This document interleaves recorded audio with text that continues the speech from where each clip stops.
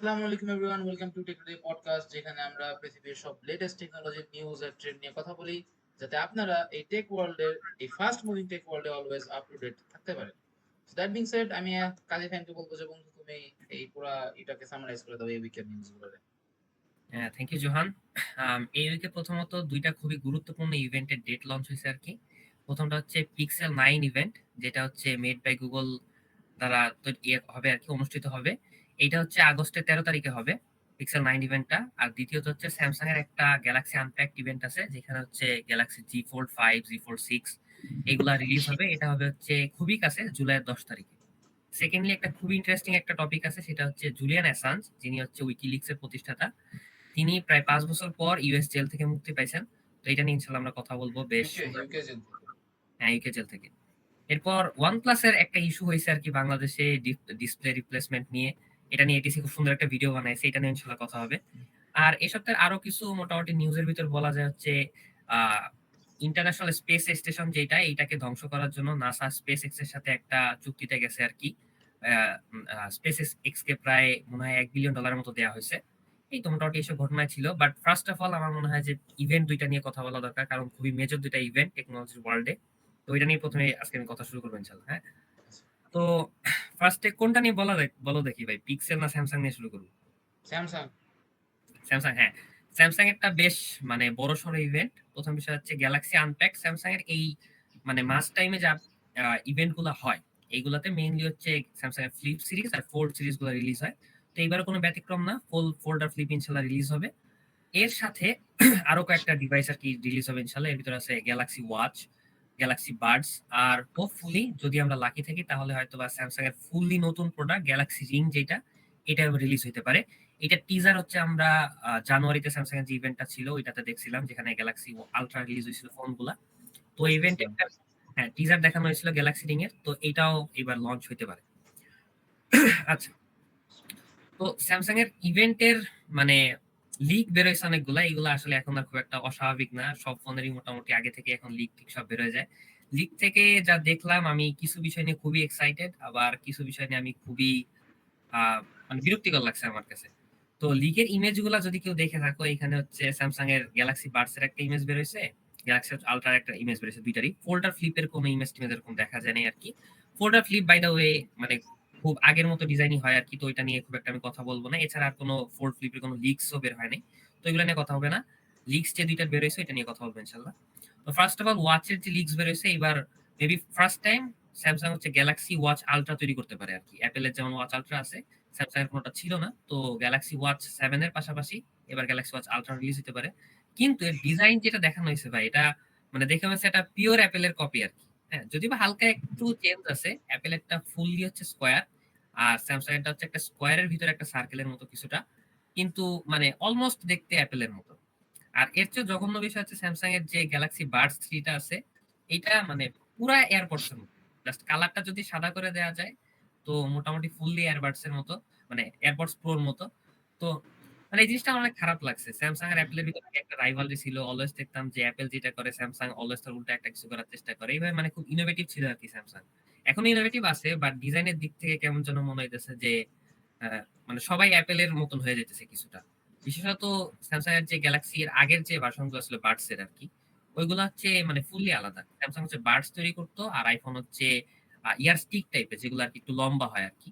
তো এখন হচ্ছে স্যামসাং ফুললি বাডস গুলা ফেলে ইয়ার স্টিকের দিকে যাচ্ছে। যদিও বা লিক, তারপরও মানে এটাই হওয়ার কথা। লিক্স মোটামুটি ভুল হয় না, মানে এই একদম শেষের দিকে লিক্স গুলা ভুল হয় না। তো এই আর কি মোটামুটি। এটা আমার কাছে খুব একটা পছন্দ হয় নাই যে স্যামসাং ফুললি অ্যাডাপ্ট করতেছে, মানে এয়ারপডস এর মতো নকলের মতো কাইন্ড অফ হয়ে গেছে একদম।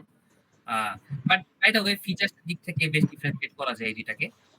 এই আর কি। আরেকটা বড় বিষয় হচ্ছে স্যামসাং এর যে একদম ফুললি নতুন একটা ডিভাইস গ্যালাক্সি রিং, এইটা রিলিজ হইতে পারে এই ইভেন্টে। দেখা যাক কি হয়। আর গ্যালাক্সি রিং সম্বন্ধে যদি কারো আগে থেকে ধারণা না থাকে, এটা হচ্ছে স্মার্ট রিং আর কি। যেমন আমরা স্মার্ট ওয়াচ এখন ইউজ করতেছি, এরকম স্মার্ট রিং। এখানে স্যামসাং ফার্স্ট মুভার না। ইউএসএ আগে থেকে অনেকগুলো কোম্পানি আছে, যেমন অরা, ইভি এরকম নামে দুইটা কোম্পানি আছে, এরা অনেক আগে থেকে স্মার্ট রিং তৈরি করে আর কি।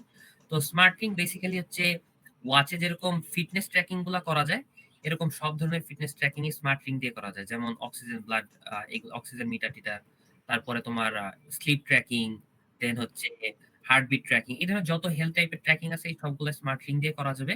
আর স্মার্ট রিং এ কোনো স্ক্রিন থাকে না, বাট এইগুলোর আপডেট গুলো সব ফোনে দেখা যায় ওই অ্যাপ থেকে কানেক্ট করলে। তো এটা হচ্ছে ইউএসএ লাস্ট গত কয়েক বছরে মানে ওরা ইভি এই টাইপের কোম্পানিগুলা প্রচুর পরিমাণে স্মার্ট রিং সেল করছে। আর এটা বেশ ভালো একটা পপুলার একটা ডিভাইস। কারণ বিশেষত স্লিপ ট্র্যাকিং এর জন্য মানুষজন আসলে ওয়াচ পরে ঘুমাতে চায় না। এত বড় একটা ওয়াচ পরে স্লিপ ট্র্যাক করার জন্য ঘুমানো একটা টাফ বিষয়। বাট হাতে একটা রিং থাকলে সেটা তো মোটামুটি ইজি অ্যাডাপ্ট করা যায়। তো এই কারণে স্মার্ট রিং গুলা বেশ ভালোভাবে চলছে। তো স্যামসাং এখন ওইখানে আনতে চায়। বেশ ভালো একটা ইনিশিয়েটিভ মোটামুটি। তো দেখা যাক ওইটা হয়তো আসতে পারে। তো আমার মনে হয় যে দুইজনই মনে হয় দেখছো আরকি, ডিজাইনটা দেখছো। হুম, হুম। কি মনে হয়? ডিজাইন দেখি। অ্যাপেলের সাথে খুব মিল আছে।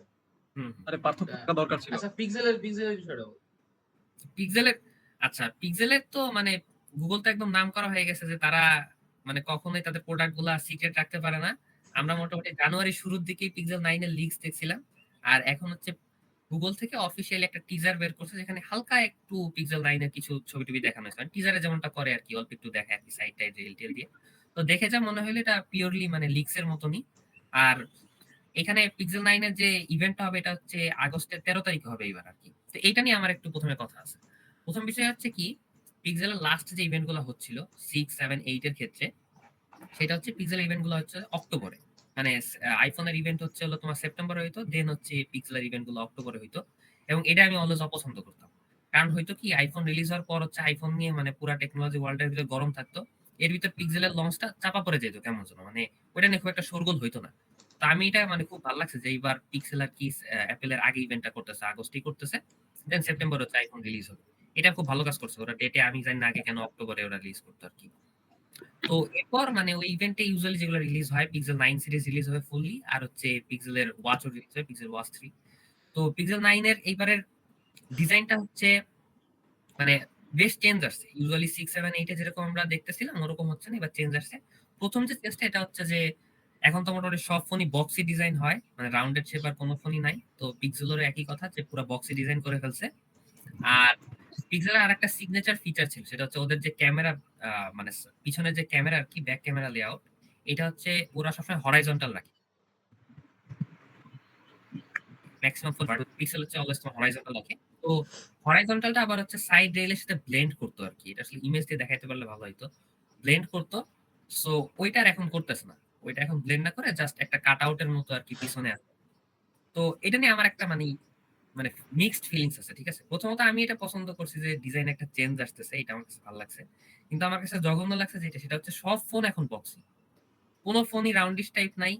আর সব ফোন দেখতে কেমন যেন আইফোনের মতো হয়ে গেছে। মানে বক্সি করার ফলে এই যে আইফোন 12 এ বক্সি টাইপের ডিজাইন আসার পর থেকে এই যে একটা ডিজিজের মতন আরকি পুরা ফোন ওয়ার্ল্ডে ছড়াইছে। স্যামসাং এর S24 এ এখন হচ্ছে তোমার বক্সি ডিজাইন, আইফোন 15 সিরিজে পুরোটা বক্সি ডিজাইন। আর এখন পিক্সেল একমাত্র রাউন্ডিশ টাইপের ফোন বের করতো। ওরা আর কি এখন বক্সি ডিজাইন শুরু করছে। তো ডিজাইনের দিক থেকে মনে হচ্ছে কেমন যেন সবগুলা কোম্পানি একটা মানে মনো ডিজাইনের দিকে চলে যাচ্ছে। মানে সব কোম্পানি একই টাইপের ডিজাইন হচ্ছে অনুসরণ করতেছে। এটা আমার কাছে কেমন যেন খারাপ লাগে। Back in the days Samsung এর প্রত্যেকটা ডিভাইসে আমরা ভিন্ন, ভিন্ন টাইপের ডিজাইন দেখতাম। অনেক চেঞ্জ ছিল। এগুলোর এখন হইতেছে না। আমার কাছে এই জিনিসটা একটু খারাপ লাগে আরকি। ডিজাইনে সবাই অ্যাপলের কাছাকাছি চলে যাচ্ছে আরকি। মানে ওদের কপি করলে যা হয়। জিনিসটা খুবই বাজে লাগে। এরকম হতে ভ্যারিয়েশন পারে না মানে থাকলে আসলে বিষয়টা এরকম যে ওই অ্যাপেলের তো ডিজাইন সেন্স প্লাস হলো এর প্রতি ওদের ইফোর্টটা অনেক বেশি ডিজাইনের প্রতি। এবং ওরা সাপোজ ধর যে মানে সাধারণ মানুষ যে জিনিসগুলো পছন্দ করে ওরা ওই জিনিসটাকে আগে রেখে ডিজাইনগুলো করছে। এন্ড ধীরে ধীরে অন্যরা ওই জায়গাতে শিফট করতেছে। মানে ধর এভলিউশনের মতো অনেকটা হচ্ছে আর কি তাদের এই দিকে, যে ওরা অ্যাপেলের দিকে ইভলভ করতেছে অনেকটা, যেহেতু অ্যাপেল তাদের চেয়ে আগাম, এরকম মোস্ট প্রবাবলি হতে পারে। না, আমার কাছে মনে হয় না বিষয়টা এমন। মানে ডিজাইন যে একদম মানে কপি করছে এরকম বলাটা ভুল আরকি। ঠিক আছে? ডিজাইনে যথেষ্ট চেঞ্জ আছে। ৩ টা ফোন ডিফারেনশিয়েট করা যায় obviously, বিশেষত ক্যামেরা লাইনআপের খুব দিকে বেশি তাকাইলে। সিমিলার না ডিজাইনটা। হ্যাঁ, কিন্তু মানে এখন হচ্ছে যে হ্যাঁ, মানে বক্সি ডিজাইনের আমি বিষয় আমি যতটুকু দেখলাম তোর মানে পিছনে ব্যাক পার্টটা দেখলে ডিফারেন্সিয়েট করা যায়, বাট ফ্রন্ট obviously পার্টটা, ডিফারেনশিয়েট করা যায়। মানে পিক্সেলের ফ্রন্ট সাইড ফ্রন্ট পিক্সেল সাইডটা একমাত্র ফোন যেটা হচ্ছে তোর হরাইজন্টালি ক্যামেরা লেআউট রাখে। ঠিক আছে? তো obviously চেঞ্জ করা যায়, কিন্তু মানে এই যে সব ফোন যে মনে কর যে বক্সি ডিজাইন হইতেছে, হ্যাঁ? এইটা আমার কাছে ভাই মানে বিরক্তিকর লাগতেছে। সব ফোনের বক্সি ডিজাইন হইতে হবে কেন? আর তারপর ইসেরও তো তোর স্যামসাং এর তাহলে কার্ভ ডিসপ্লে গুলো ছিল, ওগুলো তো জোস ছিল। হ্যাঁ, হ্যাঁ। মানে ওগুলো সব কোম্পানির আগে একটা সিগনেচার লুক ছিল আরকি। যেমন মানে কার্ভ ডিসপ্লে দেখলে আমরা বুঝতাম যে এটা হচ্ছে স্যামসাং obviously, তাই না? হুম, এরপরে হচ্ছে যে পিক্সেল একটা সিগনেচার লুক হচ্ছে ওরা অলওয়েজ ক্যামেরা পিছনের ব্যাকলাইট হচ্ছে ক্যামেরা সেটা ব্লেন্ড ইন করে আরকি সাইড রেল গুলোর সাথে। কিন্তু এখন সেগুলো নাই। ঠিক আছে? তো আমার কাছে এটা খারাপ লাগে যে ফোনগুলো এখন তাদের সিগনেচার লুক গুলো হারাইতেছে। কিন্তু মানে বিটল 9 এর ডিজাইনটা সুন্দর আছে, যথেষ্ট সুন্দর, আমার কাছে ভালো লাগছে ভাই। তো দেখি আগামী দিনগুলোতে কি হয়, দেখা যাবে ইনশাআল্লাহ। তো এটা দিয়ে মনে হয় যে এন্ড করলে হ্যাঁ, ভালো মুভ হয়। অন করা যায় আর কি নেক্সট তো টপিক। এর আমার কাছে পরের জুলিয়ান টপিকটা খুব ইন্টারেস্টিং আর কি। জুলিয়ান আসাঞ্জ আসলে বিশাল ইন্টারেস্টিং। আমি দেখতে মানে ঘাটতে যায় খুব মানে ইয়ে হয়ে গেছি যে ভাই কি কাহিনী। হ্যাঁ, আচ্ছা, তো জুলিয়ান আসাঞ্জের কথা যদি শুরু করি, এটা একটা পুরো স্টোরির মতো, একটা মুভির মতো পুরো তার লাইফটা। হ্যাঁ, সে ইনিশিয়ালি একজন হ্যাকার ছিল, বিভিন্ন জিনিস হ্যাক ট্যাক করতো ইত্যাদি ইত্যাদি এরকম। অ্যান্ড দেন 2006 সাল থেকে হলো মেইন স্টোরিটা শুরু হয়। 2006 সালে উনি উইকিলিক্স, উইকিপিডিয়া না উইকিলিক্স নামে একটা ওয়েবসাইট আর কি সামনে আনেন, যেখানে বিভিন্ন জিনিসের বিভিন্ন গভর্নমেন্ট ডেটা বা বিভিন্ন মানে যে কোনো ধরনের লিক গুলা মানুষজন এখানে পোস্ট করতে পারবে, পুরো অ্যানোনিমাস হয়ে। এতটা অ্যানোনিমাস যে সে নিজে স্বয়ংও জানবে না যে আসলে কে দিছে। এবং হুম, হুম, মানে যে দিচ্ছে তাকে নির্ভর করা হবে কিনা এটা সম্পূর্ণ তার উপর, যে দিচ্ছে এটা তার উপর যে তাকে ট্রাস্ট করা হবে কিনা এরকম। তো 2006 সালে এই উইকিলিক্স ওয়েবসাইটে তিনি আনেন, এবং এরপর থেকে যেটা হয় যে মানুষজন বিভিন্ন জায়গা থেকে বিভিন্ন গভর্নমেন্টের লিগ, বিভিন্ন এই চোরাচালান ওই এই সেই হাতে এগুলা সব পোস্ট করা শুরু করে, এবং এটা খুব মানে মোটামুটি ট্রাকশন পাওয়া শুরু করে। এভাবে চলতে থাকে আনটিল 2010 সাল।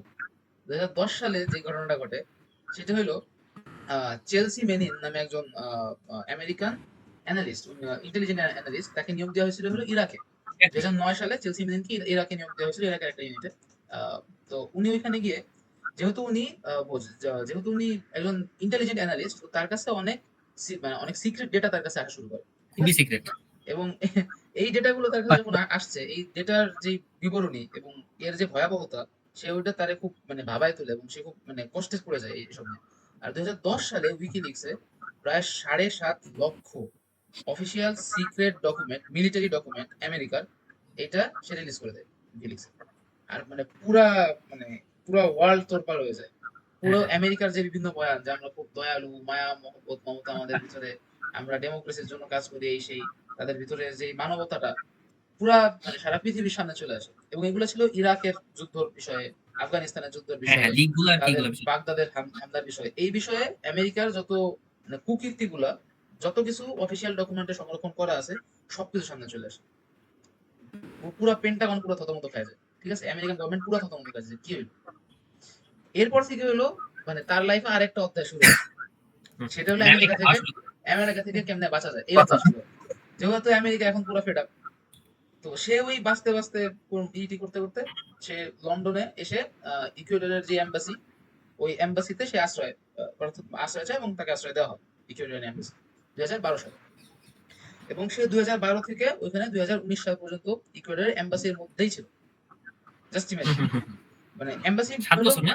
হ্যাঁ, এম্বাসি হলো বেসিক্যালি যে ইসের ইউকে এর মধ্যে একটা ইকুয়েডর, একটা ছোট্ট একটা ইকুয়েডর। ওইটা পুরো মানে ইকুয়েডরের আন্ডারে চলবে, ওই জায়গায় ইউকের কোনো হাত নাই। যেহেতু ইউকের কোনো হাত নাই, আর ইউকেও তো চাচ্ছে যে তাকে মানে ধরে, যেহেতু আমেরিকার প্রেশার আছে, ধরে আমেরিকার হ্যাঁ। কাছে হস্তান্তর করতে বা আমেরিকা যেটা যাচ্ছে ওটা করতে। বাট ওই ওরা কিছু করতে পারতেছে না, যেহেতু ইকুয়েডরের এমবাসিটা জেলের মতোই ছিল কিছুটা, একটা রুম ছোট। হ্যাঁ, হ্যাঁ। মানে তার ওইখানে যে ভিডিও গুলো ওইগুলো যদি দেখা যায়, পুরাই মানে it's not hmm, hmm, liveable, যে ওইখানে হুম। একটা মানুষ 7 বছর ধরে থাকবে। 7 বছর থাকতে পারে একটা রুম জাস্ট। ট্রেমেন্ডাস ওটা খুবই। তো এর এর থ্রুতে যেটা হয় সেটা হলো তার ওইখানে বিভিন্ন মানে বিভিন্ন ট্রমা, সাইকোলজিক্যাল ট্রমা এগুলো আসতে থাকে, ওর মধ্যে থাকলে হবে। আর সে একটা ছোট একটা ব্যালকনি ছিল, ওই ব্যালকনিতে এসে লোকজনের উদ্দেশ্যে বিভিন্ন স্পিচ দিত। আর মানুষজন তো পুরো মানে সবাই তার সাপোর্টে, কারণ হ্যাঁ, হ্যাঁ, হ্যাঁ। গভর্নমেন্টের যেই অত্যাচার নির্যাতন গুলো বা গভর্নমেন্টের যে মিথ্যা এইগুলো আশ্বাস গুলো ওইগুলো সামনে আসতেছে, হুম, মানুষজন চাচ্ছে এগুলো সামনে আসুক, কারণ ট্রান্সপারেন্সি জাস্টিসের জন্য একটা খুব ইম্পর্টেন্ট পার্ট, ঠিক আছে? এখন এর ফলশ্রুতিতে যেটা হয় যে তার সাথে ওই তৎকালীন আমেরিকান যে গভর্নমেন্ট, হিলারির যে গভর্নমেন্ট ছিল, ওইটার তার সাথে একটা ঝামেলা শুরু হয়, বিকজ ওদের বিভিন্ন লিক টিক আসতেছে না, স্বাভাবিক। একটা ঝামেলা শুরু হয় তার সাথে। And এই ঝামেলার কারণে সে যেহেতু, আর সেও ইকুয়েডর এম্বাসিতে বসে সেও মানে আমেরিকান গভর্নমেন্টে ধরে দিতেছে রেগুলার, ঠিক আছে, হুম, এরকম আর কি।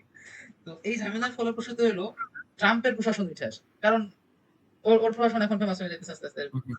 আর ট্রাম্প পরে পরে ক্ষমতা আসে, তখন আবার ট্রাম্প খুব মানে সাপোর্টে ছিল তার নির্বাচনের আগে আর কি, উইকিলিক্সের। যে হ্যাঁ, হ্যাঁ, হ্যাঁ, ঠিক আছে এখন সবকিছু। এখন ট্রাম্প ক্ষমতায় আসলো, আর এরই মধ্যে আবার 2017 সালে, if I am not wrong, 2017 সালে সিআইএ এর আরেকটা লিক বের হয়, আমেরিকান সিআইএ, যে তারা কিভাবে মানে বিভিন্ন ফাঁদ ফাঁদ এই করে, বা তাদের যে ছোট ছোট টেকনিক গুলো ওইগুলা বের হয়।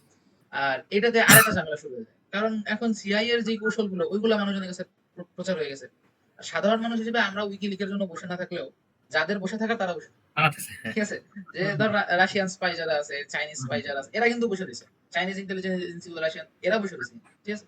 তো এইটা আরেকটা ঝামেলা শুরু হয়। তখন আবার বাইডেন, তখন আবার ট্রাম্প চেতে যায়, এই কি খাইনি, ঠিক আছে। তো এরকম আর কি।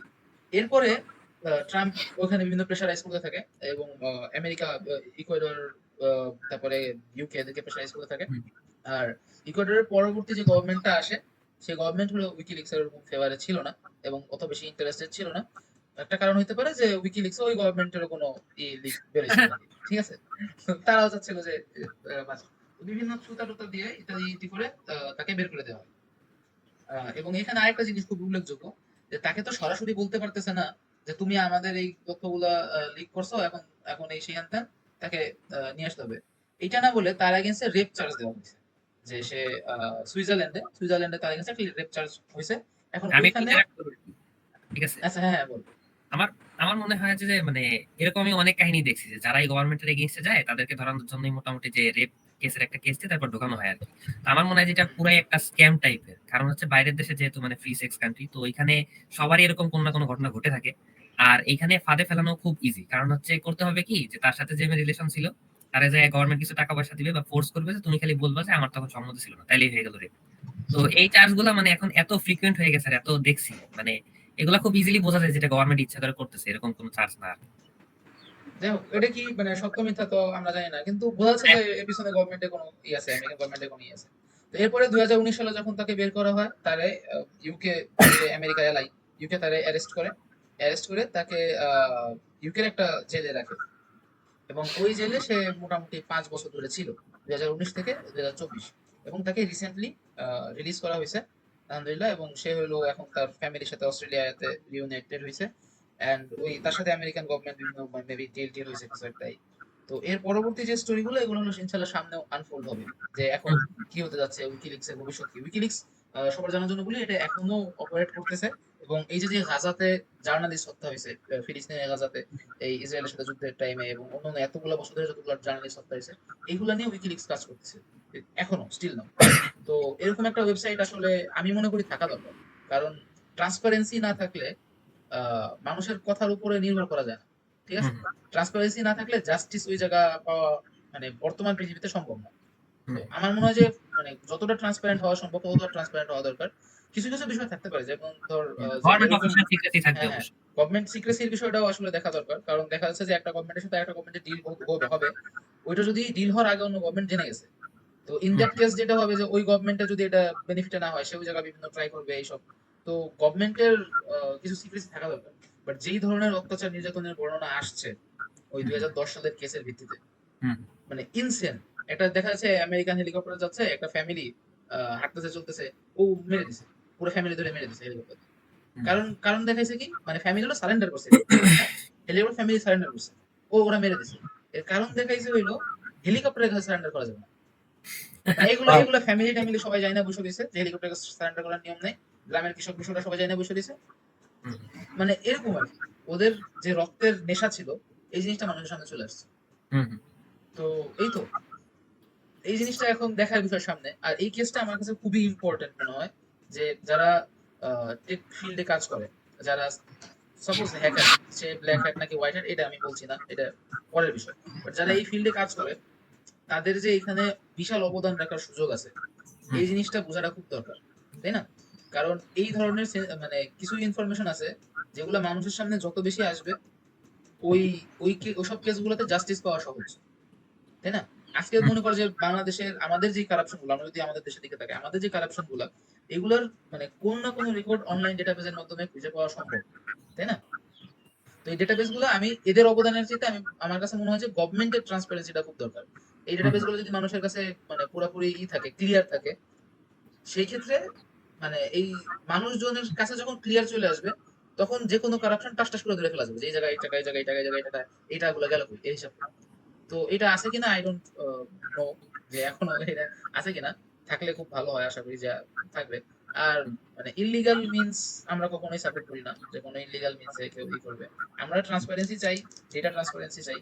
এবং ডেটা যেহেতু এই ইসের ওয়েপেন, এই হুম, যুগের ডেটা যেহেতু সবচেয়ে বড় ওয়েপেন গুলার একটা, তো অবশ্যই এই জিনিসটাকে ভালোভাবে ইউজ করতে হবে, হুম, মানুষের কল্যাণে ইউজ করতে হবে, কারণ weapon can be destructive and weapon can be constructive. Hmm. So yeah, that was the আমার কাছে মানে প্রথম কথা হচ্ছে ভাই খুবই ইন্টারেস্টিং একটা ঘটনা। আর বাই দ্য ওয়ে কেউ যদি এর সম্বন্ধে আরো ইনডেপথ জানতে চান তাহলে জনি হ্যারিস হ্যাঁ অস্থির একটা ভিডিও বানাইছে এটার উপরে। Just Johnny Harris Julian Assange case এইটা লিখে সার্চ দিলেই হবে। খুব সুন্দর একটা ভিডিও আছে ওর। আমার কাছে এই ঘটনার মানে যেটা জোস লাগছে, ভয়েস অফ ঢাকা মেবি একটা আছে, voice of Dhaka voice of আছে। ঢাকা আছে না? হ্যাঁ হ্যাঁ, এটা বানাইছি এটা নিয়ে। এটা ফুল স্টোরি আছে কিনা, ভয়েস অফ ঢাকাটা দিইনি, বাট দেখলাম আছে। তো এটা মানে অনেকটা এডওয়ার্ড স্নোডেনের কাহিনীর মতো, যদি আগে কেউ জেনে থাকেন। এডওয়ার্ড স্নোডেন এরকম ইউএস একজন অফিসিয়াল ছিল যে হচ্ছে এই টাইপের কাজবাজ করতেন আর কি। বিশেষত ইউএস এর যে ম্যাস সার্ভেলেন্স ছিল এইটার উনি একজন প্রথমে অপারেটর ছিলেন, উনার দ্বারাই হচ্ছে এই কাজগুলো হয়েছে। পরে একটা এসে বুঝতে পারে যে সে আসলে কত বড় ভুল করতেছে। পরে সে এগুলা পাবলিক করে, যে লিক করে অনেক কিছু, যে উইকিলিক্সে না বাট অনেক জায়গায় লিক করে আর কি, যে এরকম সব জায়গায় ম্যাস সার্ভেলেন্স চলতেছে। ইনফ্যাক্ট আমি একটা কেসের কথা বলি, এরকম ছিল যে এডওয়ার্ড স্নোডেন হচ্ছে ইউএস এর পক্ষ থেকে জাপানে গেছিল আর কি, ঠিক আছে? জাপানের ডেটা সেন্টারে কোন একটা কাজ করতো। ও খুব বড় মাপের একজন মানে সিএসি ইঞ্জিনিয়ার ছিল আর কি। তো ওইখানে যে ও ইচ্ছা করে অনেকগুলা মানে ইউএস মানে ইসের পক্ষ থেকে ইচ্ছা করে অনেকগুলা ম্যালওয়্যার জাপানের ইসের ভিতরে ঢুকাই দিছিল, যাতে করে জাপান যদি কখনো এলআই থেকে সরে যায় তাহলে ওই জাপানের ফুললি মানে জাপানের ফুল ইন্টারনেট ডাউন হয়ে যাবে। ইনফ্যাক্ট ওদের ইলেকট্রিসিটির ভিতরে মনে হয় ঝামেলা করে রাখছিল ওরা ইচ্ছা করে। এবং এটা জাস্ট জাপান না, ওরা অস্ট্রিয়া এরকম 7টা-10টা কান্ট্রিতে এরকম মানে ইচ্ছা করে ম্যালওয়্যার ছড়াই দিয়ে আসছিল। তো এইগুলা পরে এরকম এডওয়ার্ড স্নোডেন এসব করার পরে অনেক বছর পর বুঝে যে আসলে এইগুলা ঠিক না, আমরা একটা ম্যাস সার্ভেলেন্স স্টেট, অরওয়েলিয়ান স্টেটের মতো কিছুটা তৈরি করতেছি। তখন ওর কি সেরকম বলে। এবং তারও অবস্থা জুলিয়ান অ্যাসাঞ্জের মতোই, সে এখন হচ্ছে রাশিয়াতে আছে কোনো মতে বেঁচে টেচে। হ্যাঁ, তার আগে সে অনেক ধরপাকড় গেছে, সে ভাই হংকং এ ছিল, এরপর আরো অনেক মানে 5-6টা দেশ পলায় টলায় এখন আর কি রাশিয়াতে গেছে। তার অনেক পডকাস্ট আছে, আপনারা চাইলে দেখতে পারেন। জো রোগান আর অনেকের সাথে বড় বড় পডকাস্ট আছে। মানে এডওয়ার্ড স্নোডেন লেখলেই আর কি মেবি মুভিও আছে আর কি, হয়তো জানি না। তো এই আর কি আমার কাছে মানে এই জুলিয়ান অ্যাসাঞ্জের কেসের আরেকটা বিষয় খুব ভালো লাগছে যে মানে অ্যাসাঞ্জ কিন্তু মানে প্রত্যক্ষভাবে কিছু করে নাই, ওয়েবসাইটটা ওর ছিল। এমন না যে ও ইউএস এর ভিতর যায় ওই ডেটাগুলো নিয়ে এসে তারপর সরাইছে, বিষয়টা কিন্তু এমন ছিল না। মানে মেইনলি সার্চিং যে চার্লি ম্যানিং না কি যেন জহান, চেলসি ম্যান। হ্যাঁ, চেলসি চেলসি ম্যানিং, ম্যানিং। চেলসি ম্যানিং হচ্ছে মেইনলি সার্চে। এর তো বর্তমান এখানে এর বর্তমান নাম চেলসি ম্যান, এ আবার যাই হ্যাঁ হোক। হ্যাঁ বুঝতে পারছি। তো আচ্ছা, মানে চেলসি ম্যানিং কে ধরার চেয়ে বেশি হচ্ছে তারা দেখা যাচ্ছিল যে ইয়েকে ধরার জন্য দৌড়াইতেছিল, মানে কি যেন জুলিয়ান অ্যাসাঞ্জকে ধরার জন্য দৌড়াইতেছিল। তো এটা আমার কাছে বেশ ইয়ে লাগছে যে আর ওর পানিশমেন্ট কিন্তু ক্রাইমটা ওইভাবে বলে নাই যে ও ইউএস, কারণ এই কেসে ওকে ফেলানো সম্ভব না যে কি বলে জুলিয়ান অ্যাসাঞ্জ হচ্ছে ইউএস সিক্রেট গুলাকে হচ্ছে বাইরে আনছে, কারণ ও তো আসলে আনে নাই। তো ওরে পুরোপুরি একটা মানে মানে বানানো কেস টেস এইগুলোর উপর দিয়ে আইনে টেনে আর কি তারে জেলে ঢুকানো হয়েছে আর কি। মানে এটা পিওরলি যে তৈরি করা, এটা শুধু বোঝা যায়। এটা না, শুধু এটা না, এখানে আরো অনেক বিষয় আছে। ওই জেলে থাকা অবস্থায় ধর তার তো মানে সাইকোলজিক্যাল ট্রমার হুম, মধ্যে হুম, দিয়ে আছে। আর এতগুলা বছর ধরে সে ওই গত 4 যে 7 বছর সে এম্বাসিডর রয়েছে, ওটা আসলে জেলের মতোই ছিল। হ্যাঁ, প্লাস এখন এখন যেখানে আছে, তো এই যে সাইকোলজিক্যাল ট্রমা, তার মেডিকেল ট্রিটমেন্টের ওইখানে এই করা ডিনাই করা হয়েছে, এরকম রিপোর্ট আছে। ইভেন হুম, যেটা অবশ্যই ইউকে গভর্নমেন্ট ই করছে, ডিনাই করছে, বাট হুম। এরকম রিপোর্ট আছে তার মেডিকেল ট্রিটমেন্ট ডিনাই করা হয়েছে, তার বিভিন্ন সাইকোলজিক্যাল ই করা হয়েছে। মানে এটা খুবই খারাপ। খুবই ট্র্যাজিক আর কি। নেক্সট টপিকে মানে মুভ করা যায় হ্যাঁ, জোহান নেক্সট মোটামুটি। টপিক। ওয়ান প্লাসের ইস্যুটা আর কি, এটিসি খুব ভালো একটা ভিডিও বানাইছে, শাবাব যদি একটু ব্রিফ করতে। নেক্সট টপিকটা হচ্ছে আমাদের বাংলাদেশ নিয়ে ইস্যু। আসলে শুধুমাত্র বাংলাদেশেই ঘটছে এই বিষয়টা, যে আমাদের এই গত মেতে লঞ্চ হলো আমাদের ওয়ান প্লাস বাংলাদেশ অফিসিয়ালি। এর আগে তো অফিসিয়ালি ছিল না, আমরা যেসব ভ্যারিয়েন্ট ইউজ করছি সব আনঅফিসিয়াল ভ্যারিয়েন্ট ছিল। তো লঞ্চ হওয়ার সময় ওই সময় আমাদের যে ইস্যুটা ছিল ওয়ান প্লাসের, যে গ্রিন লাইন পড়তেছিল, পিঙ্ক লাইন পড়তেছিল, বিভিন্ন ভার্টিক্যাল লাইনে ওয়ান প্লাস ইউজারদের তো অবস্থা খারাপ। এই ইস্যুটা সলভ না করতে পারলে যে ওদের প্রোডাক্ট চলবে না, এটা তো ওরা ভালোভাবেই জানে। ওরা ওই সময় একটা ঘোষণা দেয় যে যে গ্লোবাল ভ্যারিয়েন্ট গুলো আছে ওইগুলো আমরা তোমাদেরকে ডিসপ্লে রিপ্লেসমেন্ট করে দিব ফ্রিতে। একটাই শর্ত দিছিল ওই সময়, যে গ্লোবাল ভ্যারিয়েন্ট হইতে হবে, নাথিং মোর দ্যান দ্যাট। তো ওই সময় আবার একটা ফোনও লঞ্চ হয়, M30 SE, not M30 SE। তো ওইটাও ধোঁয়ায় সেল হয়েছে। সেলটা হওয়ার পর মানুষ যখন তাদের ফোন নিয়ে রিপ্লেসমেন্টের জন্য গেছে, ডিসপ্লে রিপ্লেসমেন্ট করবে, তো ওরা যাওয়ার পর যেটা হয়েছে, IMEI নাম্বার নিছে, চেক করে বেশিরভাগ মানুষকে জানাই দেওয়া হয়েছে যে আপনার এটা গ্লোবাল না। তো ওরা তো জানে যে আমার ফোন তো গ্লোবাল, ভাই আমি তো গ্লোবাল ভার্সন ভ্যারিয়েন্ট কিনছি, কিন্তু আমার তো রিপ্লেসমেন্ট দিতেছে না। তো এরপর যেটা জানানো হলো যে গ্লোবাল ভ্যারিয়েন্ট বলতে ওরা বোঝাচ্ছে কান্ট্রি ওয়াইজ তো গ্লোবাল হইতেই হবে, এ বাদে সেলস রিজন অনুযায়ী গ্লোবাল হইতে হবে, যেসব আগে দেওয়া ছিল না। মানে মানুষ দেখছে তো পুরো স্ক্যাম হয়ে গেল আমার সঙ্গে, যে তুমি আমারে বললা একরকম, আমি গেলাম একটা নতুন শর্ত যুক্ত হইলো। এটা নিয়ে হচ্ছে পুরো ফেসবুক বলি আমরা, মানে সোশ্যাল মিডিয়া পুরো চলে যাচ্ছে বাংলাদেশে, যে OnePlus এটা কি করবো। যারা খুশি হয়েছিল এটা দেখে যে OnePlus এখন আমাদেরকে ফ্রি ডিসপ্লে রিপ্লেসমেন্ট দিচ্ছে, খুবই ভালো একটা ব্যাপার ছিল, তারা খুশি হয়েছিল। এখন রাগ হয়েছে তার থেকে বেশি মানুষ, যে না, অসন্তুষ্ট হয়েছে বেশি, যে ধোকাবাজি হইলো না এটা, যে হ্যাঁ হ্যাঁ অলমোস্ট স্ক্যামের মতো। রিপ্লেসমেন্টের কথা বললা, তুমি ফোন সেল করলা, এরপরে বললা যে না তোমরা এটা তো গ্লোবাল না, তোমার নতুন হুম, একটা শর্ত একটা তুমি পরে যে মানুষ সুবিধাই পাচ্ছে না, যে দেখা গেল 100 জনে একজন কি দুজন পাচ্ছে, যে হুম। ফ্রি রিপ্লেসমেন্ট পাচ্ছে একজন দুজন, বাকিরা সুবিধাই পাচ্ছে না। তাহলে কেমন রিপ্লেসমেন্ট হইলো আমার? সুবিধাটা কই দিলা তুমি? এটা নিয়ে এটিসিও ভিডিও বানাইছে, ওরা তো ডিরেক্ট স্ক্যাম বলছে বিষয়টা, যে এটিসি তো ডিরেক্ট স্ক্যাম করছে বাংলাদেশের মানুষের সাথে, এটা কি হইলো? হ্যাঁ তো আসলে OnePlus যেটা করছে এটা মোটেও ঠিক হয় নাই, কারণ ওরা তো আর 1-2 দিনের জন্য আসে নাই, ব্যবসা তো করবে বছরকে বছর। হুম হুম আর OnePlus এর ফ্যান বেস তো বাংলাদেশে ছোট না, প্রচুর। অনেক প্রচুর। একদম লয়াল ফ্যান, যারা আনঅফিশিয়াল ফোন কিনে ইউজ করে একেবারে ওয়ারেন্টি সুবিধা ছাড়া, এটা তো একেবারে লয়াল ফ্যানই। হুম। তুমি এই দেশে অফিশিয়ালি লঞ্চ হইলা রিসেন্টলি, আর এসে এই লয়াল ফ্যানদের যদি হারাও, তাহলে তো লং টার্মে ব্যাপক ঝামেলায় পড়বা তুমি। হ্যাঁ এমনি OnePlus এর অবস্থা খারাপ, মানে গ্লোবালি যদি আমরা তাকাই, এক টাইমে OnePlus এর যে রেঞ্জ ছিল আর কি, OnePlus 8 পর্যন্ত খুব ভালো ছিল। এরপর হচ্ছে OnePlus এর যে সিইও ছিল কার্ল পে, ও আবার নাথিং এ চলে যায় আর কি। নাথিং কিন্তু কার্ল পে তৈরি করে আর কি, ঠিক আছে। তো হচ্ছে সুইচ হওয়ার পর থেকে ওই যে ডাউনফল হয়েছে OnePlus 9 এর অবস্থা খারাপ ছিল, 10 এর অবস্থা খারাপ ছিল, 11, মানে ফোন খারাপ ছিল এমন না, কিন্তু সেলস এর দিক থেকে তাকাইলে OnePlus, ইনফ্যাক্ট আমার এখনো মনে আছে মার্কেস ব্রাউনলি এর মানে 2টা স্মার্টফোন, মানে স্মার্টফোন অফ দ্য ইয়ার যে ছিল OnePlus 6 আর একটা হচ্ছে OnePlus 8, এরকম অবস্থানে ছিল আর কি OnePlus। বাট এরপর ওই যে OnePlus এর ডাউনফল হয়েছে, গ্লোবাল মার্কেটে তো অবস্থা খুবই খারাপ, এখন হচ্ছে আইফোন আর স্যামসাং রেইন করতেছে পুরা। আর তো OnePlus এর বড় মার্কেট হচ্ছে এখন আমরা, মানে থার্ড ওয়ার্ল্ড কান্ট্রিতে এরকম আমরা যারা আছি, বাংলাদেশ, ইন্ডিয়া, এগুলো।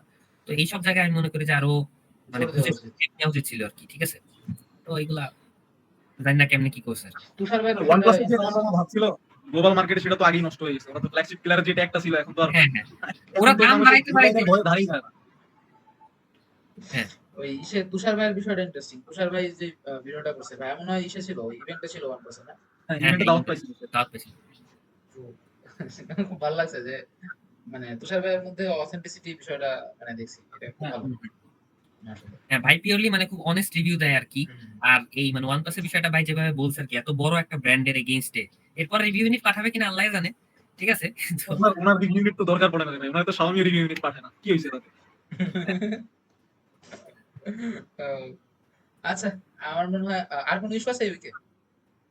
আর না, আর তেমন কোনো মেজর ইস্যু নাই আর কি, আমার মনে হয় ওই যে এটা এবার ইসে তো নাসা ছিল। নাসা নাসা ও আচ্ছা, হ্যাঁ হ্যাঁ নাসার বিষয়টা ওটা হচ্ছে যে আমরা তো সবাই মোটামুটি ইন্টারন্যাশনাল স্পেস স্টেশন জানি যে অনেকগুলো কান্ট্রির সমন্বয়ে ইন্টারন্যাশনাল একটা স্পেস স্টেশন আছে। এটা কাইন্ড অফ বলা যায় একটা ইন্টারন্যাশনাল ল্যাব আর কি, স্পেসে সব ধরনের টেস্ট করার জন্য প্রত্যেক কান্ট্রি থেকে আর কি স্পেসে যত ধরনের টেস্টিং হয় সায়েন্টিস্টরা আসে, কানাডা থেকে আসে, রাশিয়া থেকে আসে, আমেরিকা থেকে যায়, জাপান থেকে যায়, সবাই যে ইন্টারন্যাশনাল স্পেস স্টেশনে কিছুদিন থাকতে পারে এবং এখানে অনেকগুলো টেস্ট চালাইতে পারে আর কি। তো এটা অনেকগুলা মানে রাষ্ট্রের সমন্বয়ে এটা তৈরি করা হয়েছিল। বাট এটা লং একটা প্রজেক্ট ছিল না আর কি। লং প্রজেক্ট বলতে কি এটা সারা জীবন থাকবে এমন না। তো এটা আমি আগে দেখছিলাম যে 2026 এর দিকে নাকি ডাউন করা হবে। পরে এই যে রিসেন্টলি একটা নিউজ আসছে, সেটা হচ্ছে যে OnePlus, সরি OnePlus এর কথা বলতেছি আমি। এটা হচ্ছে যে নাসা হচ্ছে এটাকে হলো ডাউন করে ফেলবে। 2030 সালে হচ্ছে আইএসএস কে হচ্ছে পুরো ধ্বংস করবে আর কি। তো এটার জন্য আবার SpaceX এর সহায়তা নিছে। প্রায় $1 বিলিয়ন মতো একটা কন্ট্রাক্ট পাইছে SpaceX। কংগ্রাচুলেশন ছিলেন। আর কি যেন বলে, মানে এটা হচ্ছে কি কাহিনীটা এরকম যে SpaceX আর নাসা মিলে আলাদা করে একটা স্পেস ক্রাফট বানাবে। এইটা হচ্ছে মহাকাশে যায়, ওই আইএসএস কে হচ্ছে ডিঅরবিট করবে। আর ডিঅরবিট করার পর হচ্ছে আমরা তো জানি যে যখন বড় কোনো অবজেক্ট এটা স্ট্র্যাটোস্ফিয়ারকে হিট করে, তখন হচ্ছে তোমার আগুন ধরে যায় ওই স্পেস ক্রাফটে। আর পরে এটা মানে মোটামুটি স্ট্র্যাটোস্ফিয়ার পার হওয়ার আগে এটা পুরোপুরি নিঃশেষ হয়ে যায় আগুনে জ্বলতে জ্বলতে। আর এটাকে এমন ভাবে করা হবে যেন আইএসএস টা আর কি তোর মানে যদি কোনো ধ্বংসাবশেষ পড়েও সেটা আর কি সাগরের উপর দিয়ে পড়বে, এরকম ভাবে আর কি করার ইয়ে করছে আর কি, ইনিশিয়েটিভ নিছে। তো যাই হোক না কেন, মানে 2030 সাল পর্যন্ত যদি আমরা বেঁচে থাকি, আমার মনে হয় যে স্পেকটাকুলার একটা জিনিস দেখতে পাবো ইনশাআল্লাহ। কারণ ডিঅরবিট যখন করা হবে, আমার মনে হয় এটা ভিডিও করা হবে, নাসার একটা ডিরেক্ট লঞ্চ হইতে পারে আর কি। তো আশা করি যে সুন্দর একটা সিন হবে। আর এটা এরপর ওরা কি করে এটাও একটা দেখার বিষয়, কারণ আইএসএস এর মতো এরকম তো লাগবে, মানে এরকম তো স্পেস স্টেশন হুম, হুম, লাগবে, হুম, কারণ স্পেস space রিসার্চ station তো লাগবে। চালাই যেতে হবে। আর ইন্টারন্যাশনাল স্পেস স্টেশনের যে জিনিসটা খুব ভালো ছিল যে মানে মেধা তো আর শুধু আমেরিকা আছে এরকম না, বা শুধু হ্যাঁ, রাশিয়া আছে এরকম না। তো সবাই আইসা মানে পুরো হিউম্যানিটি নিজেদের মধ্যকার যে ঝামেলা টামেলা পলিটিক্যাল ইস্যু গুলো হুম, ধুলে সবাই একসাথে এসে একটা নির্দিষ্ট বিষয় নিয়ে রিসার্চ করতেছে, গবেষণা করতেছে। এটা খুব অসাধারণ একটা বিষয়। স্পেস স্টেশন আমার কাছে খুব ভালো একটা জিনিস লাগতো, যে ভিতরে মনে কর যে আমেরিকা আর রাশিয়ার মধ্যে গ্যাঞ্জাম, ওই জায়গায় এসে Russian scientist are American scientist একসাথে রিসার্চ হ্যাঁ করতেছে। একসাথে কাজ করে অনেকে আছে, মানে স্পেসে এরকম একসাথে ছবি টবি তুলে অনেক সার্চ, হ্যাঁ এবং এরকম অনেক প্রোটেস্ট হয়েছে যে স্পেসে আমরা এক আছি, ঠিক আছে। যখন দেখা যাচ্ছে যে নিচে মারামারি চলতেছে, তখন ওরা স্পেস থেকে ছবি পাঠাইতো আমেরিকান আর রাশিয়ানরা একসাথে, যে আমরা স্পেসে কিন্তু আমরা এক আছি, ঠিক আছে। হ্যাঁ এটা অনেক সুন্দর একটা বিষয় ছিল, এবং পরবর্তীতে এরকম আসলে তৈরি করা হবে কিনা, কারণ এখন যে অবস্থা মানে আমেরিকা বা অন্যান্য সব কান্ট্রির ভিতর যে টাইপের হেড ট্রেড চলতেছে, এরপর এরকম একটা ইন্টারন্যাশনাল স্পেস স্টেশন হবে কিনা, এটা একটা চিন্তা করার বিষয় আর কি। তারপরও দেখা যাক কি হয় ইনশাআল্লাহ। আমাদের আরো we want more space stations. দরকার তো এটা, আসলে আসলে দরকার তো আমাদের। হ্যাঁ So yeah, that being said, আমরা মনে হয় আজকে পডকাস্ট শেষ করতে পারি ইনশাআল্লাহ। হ্যাঁ ইনশাআল্লাহ। তো এই ছিল টেক টুডে পডকাস্ট। আমাদের এটা থার্ড পডকাস্ট ছিল ইনশাআল্লাহ। আগামীতে এই জাতীয় আরো নিউজ পাইতে, পুরো উইকের রিক্যাপ পাইতে এবং টেকনোলজির ওয়ার্ল্ডের সাথে অলওয়েজ আপ টু ডেট থাকতে আমাদের এই পডকাস্টকে আপনারা ফলো করতে পারেন ইনশাআল্লাহ। দ্যাট বিং সেড, আসসালামু আলাইকুম, stay today, stay informed, stay head.